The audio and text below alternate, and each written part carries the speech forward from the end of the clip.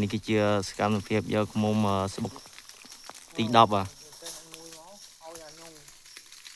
នោះឃ្មុំ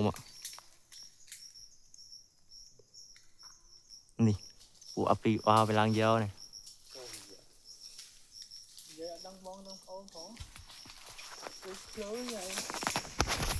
ទៅនោះអូអានោះវាចិត្តតោងហងអីផងដូចស្វាយវាធ្វើវាដូចស្វាយហ្នឹងនោះ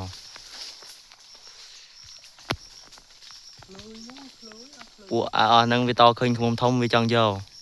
ឃ្មុំទូចមួយសិតឡើងអ៊ីជ្រិញដល់ហើយបាទនេះគឺជាសកម្មភាពវាដដើមគ្នាយកអានោះឃ្មុំចេញញ៉ាញ់បាទថោកនោះវាចាំតែស្អែកទេអានោះវាថោកណាក្រោយ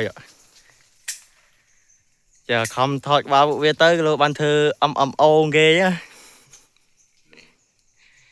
វាទៅមានផ្លុំឃ្មុំទេផ្លុំតែប្រៃដាក់ក្បាលគេនោះដើម្បីជក់ប្រៃណាហ្នឹងយកលឿនចាតបប្រាក់ខែឡើយនេះបានយកមកបាទធំតែមេ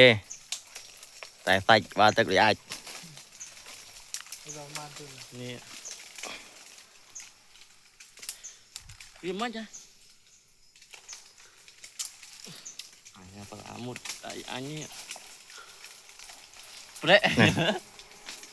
thông tầm mê ở vịt ô chứ mẹ chơi mẹ tập vận năng mà